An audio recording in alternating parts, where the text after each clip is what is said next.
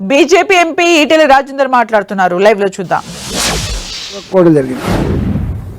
అంతేకాకుండా దేశవ్యాప్త ఆర్యూబీ నిర్మాణం చేసిన కాడ అక్కడక్కడ నీళ్ళు సరిగా పోక 2 ఫీట్లు 3 ఫీట్లు నీళ్ళు ఆగడం వల్ల కట్టిన ఆర్యూబీలు కూడా ఒక్కొక్కసారి వర్షాకాలం 2 నెలలు 3 నెలలు బంద్ అయిపోతున్నాయి.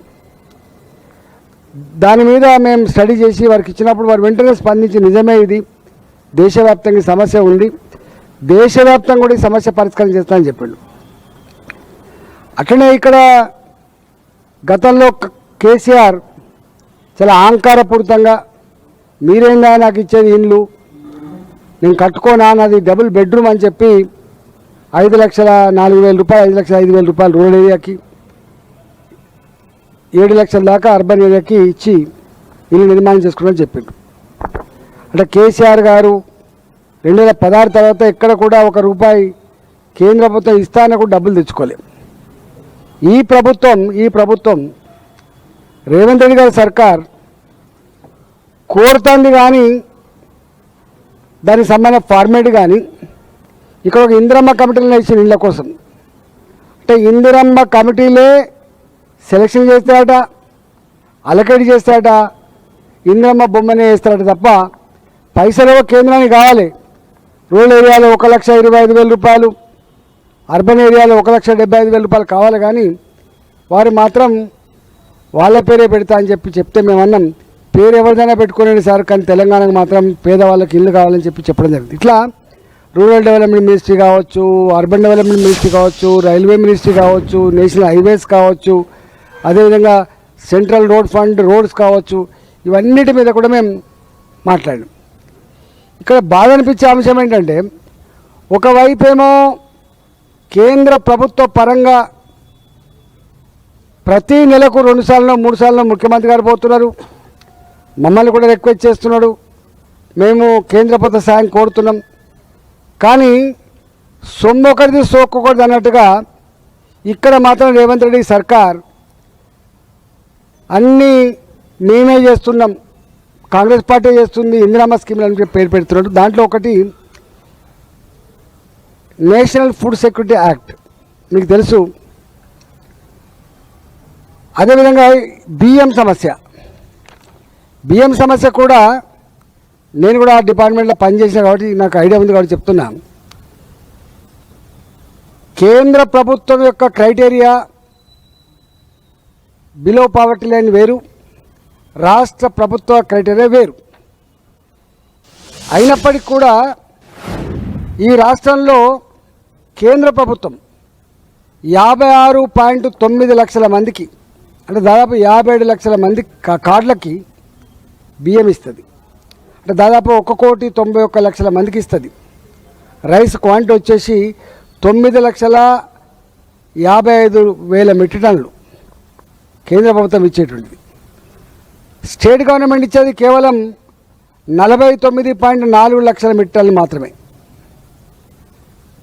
అదేవిధంగా అంటే మొత్తం కలిస్తే కూడా 9 లక్షల మెట్రిక్ టన్నులు ఇస్తుంది. అంటే అర్థం ఏంటంటే రాష్ట్ర ప్రభుత్వం కంటే కూడా కేంద్ర ప్రభుత్వమే నంబర్ ఆఫ్ కార్డ్స్కి బియ్యం ఎక్కువ ఇస్తుంది, 1,91,00,000 మందికి ఇస్తుంది. రాష్ట్ర ప్రభుత్వం ఇచ్చేది మాత్రం 1,50,00,000 మందికి మాత్రమే. మొత్తం కలిస్తే సంవత్సరంలో కేంద్ర రాష్ట్ర ప్రభుత్వాలు కలిసి ఇచ్చే బియ్యం 18.55 లక్షల మెట్రిక్ టన్నులు. మొత్తం 1,06,000 కార్డ్స్ ఉంటే 3.4 కోట్ల మందికి ఈ బియ్యం వస్తాయి. ఈ ఇష్యూ ఏంటంటే కేంద్ర ప్రభుత్వమే నరేంద్ర మోడీ గారి ప్రభుత్వమే బియ్యాన్ని రాష్ట్ర ప్రభుత్వానికి రూపాయి ఖర్చు లేకుండా ఉచితంగా ఇస్తూ ఉంటే కార్డు మాత్రం ఇవాళ రేవంత్ రెడ్డి గారి ఫోటోను ఉత్తమ్ కుమార్ గారి ఫోటో పెట్టిస్తారట. ఎక్కడి న్యాయం ఇది? మేము ఎప్పుడు అంటలే మేము మోడీ గారి ఇంటికెళ్ళి ఇస్తున్నారు, భారతీయ జనతా పార్టీ ఇంటికెళ్ళి ఇస్తున్నారు మేము అనట్లే. రాష్ట్ర ప్రభుత్వం పైసలు ఖర్చు పెట్టినా, కేంద్ర ప్రభుత్వం డబ్బులు ఖర్చు పెట్టినా, ప్రజలు కట్టిన పనుల పైసలు అయినప్పటికీ కూడా సాంప్రదాయం ఏంటంటే ఇవో కేంద్ర ప్రభుత్వ నిధులతో ఈ రోడ్ వేసినామని, రాష్ట్ర ప్రభుత్వ నిధులతో రోడ్ వేసినామని చెప్పి పెట్టుకునేటువంటి సంస్కారం ఉంటుంది.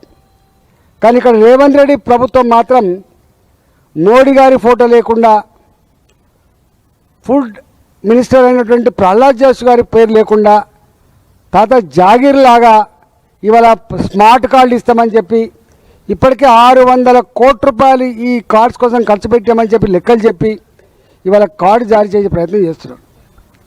రేపు ఈ ప్రభుత్వం పోతుంది, ఇంకో 2 ఏళ్ళు అయితే మళ్ళీ కొత్త ప్రభుత్వం వస్తుంది, ఎవరో మళ్ళీ వాళ్ళు కార్డు ఇస్తారా? ఈ కార్డ్స్ అనేటివి పర్మనెంట్గా ఉండేటువంటి కార్డ్స్ కాబట్టి ఇవాళ కార్డు లేకపోయినా కూడా బియ్యం ఇచ్చే విషయంలో ఎక్కడ కూడా గింతంత ఇబ్బంది లేకుండా బియ్యం పోతున్నాయి.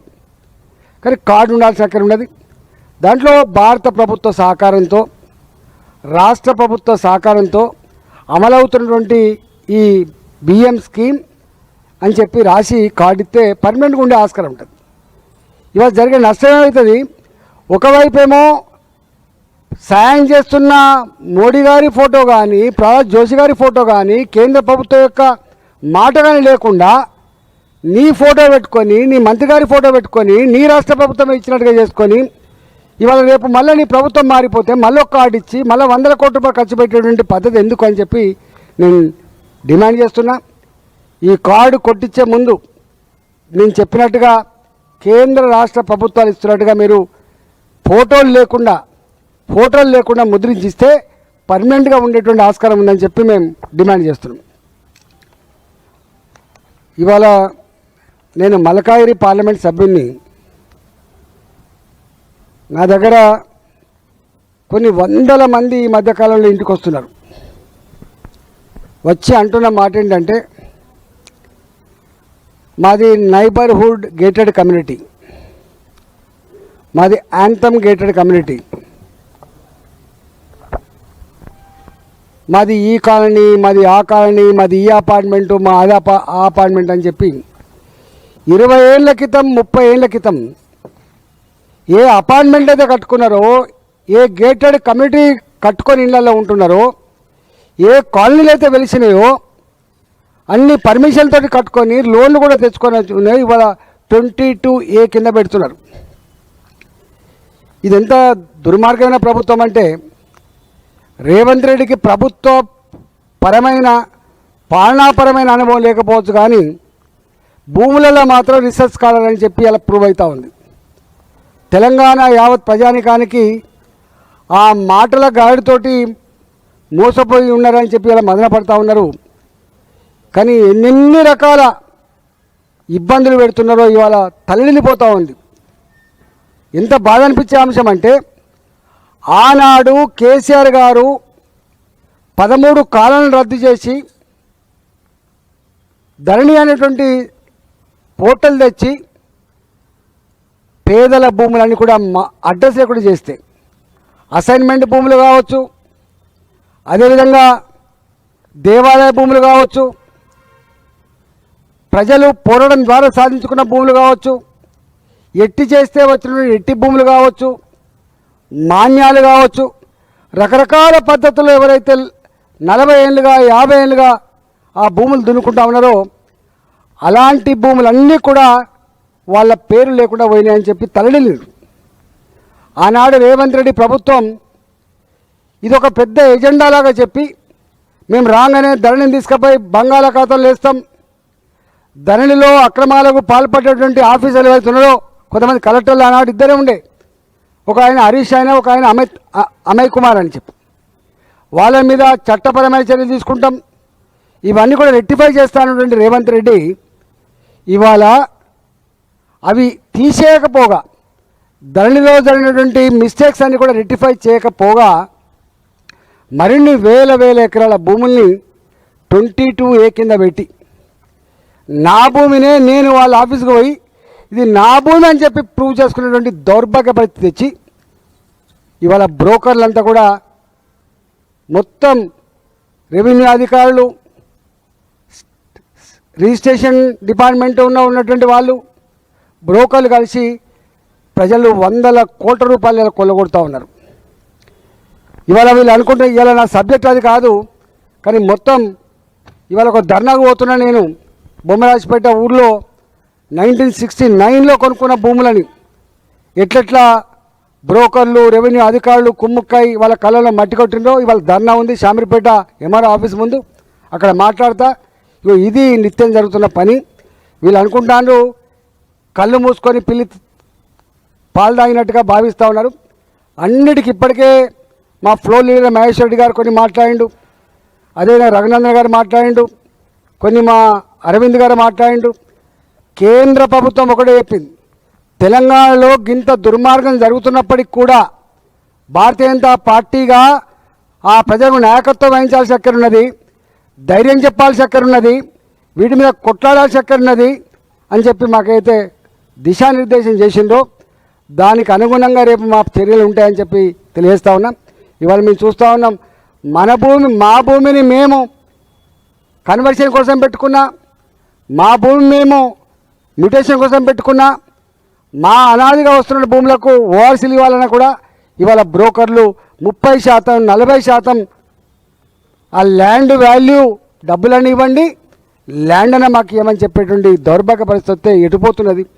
ఇవాళ ఈ 22A కింద పెట్టింది అధికారులు కాదు, ఈ 22A కింద పెట్టింది బాజాప్తా ముఖ్యమంత్రి గారు వారి ఆదేశాలతో రెవెన్యూ మంత్రి గారు వాళ్ళ అధికారులకు ఆదేశాలు ఇచ్చి పెట్టించింది తప్ప ఇదేదో వాటిగా కలెక్టర్లు పెట్టిన ఆర్డర్ లెక్క మాత్రమే భావించట్లేదు.